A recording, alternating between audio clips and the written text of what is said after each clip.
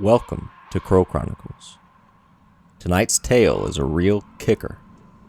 Poor Mary wants nothing more than to have a child of her own, but she will soon learn that not everything is what it seems.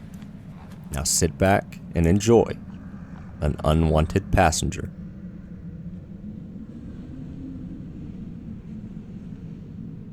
I was coming off the train that night after an appointment in the city with a fertility doctor. Multiple physicians confirmed that my chances for conception were marginal at best, but I still had hope. The appointment ran later than I would have liked, so I was anxious to get home. The parking lot was near empty, which wasn't surprising as there were hardly any passengers on the train. I couldn't remember exactly where I'd parked, but I knew it was in the area furthest from the platform. The lights didn't quite reach all the way over there, and I didn't want to walk towards the wrong car, so I hit the unlock button on my keychain, eliciting a beep beep and the flashing of headlights. As I was nearing the vehicle, I suddenly broke a heel and collapsed like a tower of cards, scraping my hands and banging my hip on the pavement. I lay there like an invalid, moaning and groaning and dying of embarrassment, while the sounds of shutting doors and engines turning over echoed around me. Mortified, I snapped off my other heel and threw both on the ground. Everyone was heading off now, leaving me all alone in the deserted parking lot. When I got in the car, I almost didn't notice her. I was about to put my key in the ignition when she caught my eye. She was sitting right there in the passenger seat, brandishing a kitchen knife. She looked about 5 or 6 months pregnant. Before I could scream, she grabbed my arm and squeezed it tight, causing me to drop my keys. "You have to take me back there," she shrieked, scaring the bejesus out of me. I pulled away in shock, but her strength was uncanny. "I have to go back. It's the only way. You have to take me." Even in the dim light, she looked insane. Hair in knots and a dress full of holes. All I could think about was the knife in her trembling hand. I raised my left arm, preparing to grab her wrist if she tried to stab me. "Let go! Help! Somebody help me!" I knew there was no one nearby, but hopefully a station employee would hear me shouting. "No! You have to take me back there," she bellowed. Her voice was so loud and aggressive that I could feel each word striking me in the face. "Please, I just need a ride. You have to help me." "Please don't hurt me," I begged. "I'll do anything you say." I didn't plan on doing anything she said. I just wanted to calm her down long enough to escape. It seemed to work because she loosened her grip slightly and stopped screaming. There was a long pause before she spoke again, during which I could hear both our hearts fiercely beating. I just need a ride," she mumbled meekly. I have to go back there. Just take me there, and you can go." Something in her delivery sounded sincere, despite the danger she presented, but I was terrified of what she might be capable of. "Please, just let me go." I tried to speak as non-threatening as possible and appeal to her maternal instincts. "What about your baby? This isn't good for your child." I was stunned by her response. "If you don't take me back there, I'll kill myself." "You wouldn't." How on earth could she suggest such a thing? Especially when I was trying so hard to conceive. No woman in their right mind would sacrifice their child like that. However, this woman was certainly not in her right mind. Whatever she wanted, it was more important than her own life and the life of her unborn child. I stopped being afraid for myself and was overcome with worry for the baby. "If you die, then your baby will die too." She began as she looked down at her moderately protruding belly. I don't want to die, but you don't understand." I couldn't quite see the tears running down her face, but I could tell as she spoke that she was sobbing. I have to go back there. It's the only way. I promise. You can just drop me there and go." She looked up again and turned to me, her voice now full of restrained ferocity. But if you try to get away or call the police, I'll kill myself, and my baby will die with me." I didn't know what to say. My arm was still in her grip, and the knife was still ready in her hand.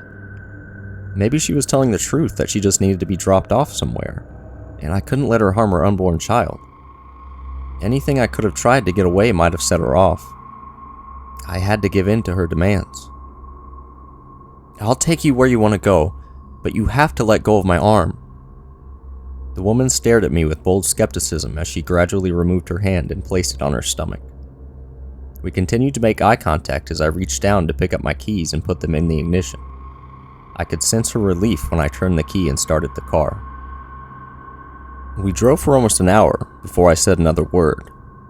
The woman kept giving me vague directions, and I tried my best to figure out where she was trying to get to. Finally, I asked her the address, but she said she didn't know it. She could just feel which direction to go. I didn't know if we were ever going to get to her destination, or if there even was one, and I was afraid I'd be driving all night with a violent psychopath as a passenger. "I have to go back," she would mutter every now and then. "I have to go back there. It's the only way. The only way." I didn't want to ask her what she meant. I didn't want to talk to her at all, but she insisted. "Talk to me. I need you to talk. I'm scared." I couldn't imagine what she was afraid of. I was the one who should be scared, not her. She had the knife. When I didn't respond, she asked me, "What's your name?" My name? Surely I wasn't going to give her my real name, but I had to tell her something. "It's Mary." "Mary," the woman repeated back. "Mary." She kept saying it as she rubbed her belly and rolled her head around. "Mary." "What's yours?" I was hesitant to ask, but I wanted her to stop saying Mary. "Mary," she said again, her tone growing suspicious. "Mary? That's not your name. Your name isn't Mary. You're a liar." I was shocked that she knew I lied to her, and fearsome of how she'd retaliate. Yet her response was completely unexpected. "Fine then. You'll be Mary, and I'll be Esther." She seemed pleased by the name she gave herself, assuming it wasn't her real name. "How long have you been pregnant, Esther?" I didn't care, but I knew some conversation would lift a bit of the tension. I don't know." Esther looked down at her belly again. I figured her life was so chaotic that she didn't know who the father was and hadn't been to any doctors. Perhaps she was a drug addict. I felt sorry for her baby. Suddenly she shouted, "Turn here!" I had almost forgotten we were trying to get somewhere specific and not just driving aimlessly. For the first time since we'd left the train station, I noticed that I had no idea where we were. Everything was just trees and signs. The roads changed from pavement to dirt as they continued to narrow. "Esther, do you really know where we're going?" "I'm not sure," she replied in a low, listless voice. "But I know we're close. Just keep driving." Esther still had the knife in her hand. I don't think she relaxed her grip on it the entire ride, despite her obvious exhaustion. I hoped that wherever I was taking her wouldn't end up a murder scene. I don't know how long we drove on those back roads. They all looked the same, but Esther kept insisting that we were going the right way.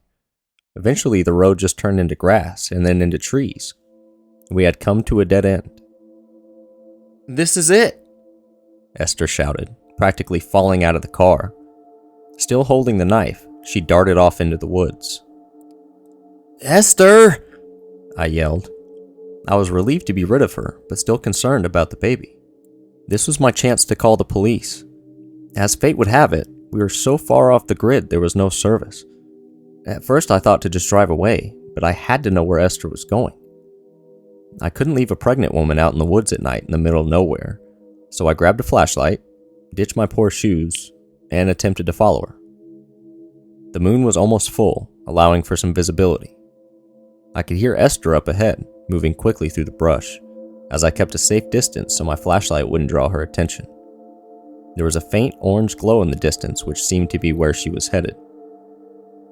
As I approached the light, I saw that it was coming from a torch that Esther was now using to light several archaic lanterns in a circle around a small clearing. She moved with desperation, nearly setting her hair ablaze, as she frantically worked to light each lamp, then placed the torch back in its sconce. By the glow of the flames, I could now see the statue that stood at the edge of the clearing. I crept closer to get a better look, trying not to crack too many twigs beneath my bare feet. The sculpture was that of a female with a large, round belly. She was sitting with her legs spread apart and her head face down towards her swollen bosom. Her hair fell down on both sides, curling under her breasts, with her hands resting on her stomach. Esther stuck the knife in the ground, then knelt before the statue, gazing up at it with her hands planted in the dirt. I didn't want to interrupt or she might run off again, so I just watched and waited for something to happen. "This isn't what I wanted," she said sadly. "I hate this. I hate the way it feels. The thoughts it puts in my head. I can't take it anymore." Something in her words gave me terrible chills. "I don't want it anymore. Take it back." I couldn't believe it. Was she talking about her baby? I was about to intervene, but I hesitated when she picked up the knife again. "If you don't take it out, I'll kill it. I swear I will. I'll stab it right now." Esther held the point of the knife to her belly. Somehow I knew she wouldn't do it. It was some sort of bluff, but for whose benefit? Then he appeared from behind the statue. He looked about 6 years old and wore no clothes. Esther seemed surprised to see him, yet aware of who he was. The boy stood between her and the statue, staring at Esther in stoic silence. "Take it back!" she screamed at him. "This isn't what I wanted!" She made no attempt to touch the boy. I could tell she was afraid of him. "Please," she cried. "I can't take it anymore. I swear I'll kill it even if I bleed to death." The boy still said nothing. Suddenly, Esther gave a yelp and dropped the knife. I wasn't sure why at first, until I saw them. The hands. 4 hands came out of the ground and grabbed her by the wrists and ankles. They seemed to move through the soil as if it were mud, yet Esther's body didn't sink. I wondered for a moment if what I was seeing was real or not. Maybe I was too far away to see correctly, or maybe the dancing flames were obscuring reality. I was too petrified to help, but it seemed like this was what she'd come here for, as dreadful as it was. Then I saw something else. A 5th hand. The hands holding her ankles started slowly spreading her legs apart, as the 5th hand reached up towards her pelvis. Esther whimpered and moaned as the little boy looked on, expressionless. I couldn't make out exactly what was going on, but when I heard the horrible noises Esther started to make, I knew the 5th hand had forced its way into her vagina. Esther released the most anguished, unearthly screams. I never thought a human could make those types of sounds. I tried to look away, but was hypnotized by the unimaginable scene playing out before me. The hand continued to move up inside her until I could see the elbow on the arm. The boy just stared at poor Esther as the arm began to retract, bringing with it a small wriggling body. In the light of the moon and fire, I can honestly say that I don't know whether it was human or something horrible. I couldn't hold it any longer. I had to scream. Esther didn't even notice. She was drained of strength at this point, but the boy looked right at me. I ran through the woods, screaming and crying. I had to get away. My car could have been anywhere, so I kept hitting unlock on my keychain, following the sounds, and finally seeing the lights flash. Wasting no time, I threw it in reverse and slammed on the gas. I couldn't get out of there fast enough. I felt guilty leaving Esther, but was too scared to do anything about it. Finding my way back proved nigh impossible since we'd used Esther's inner GPS to get there.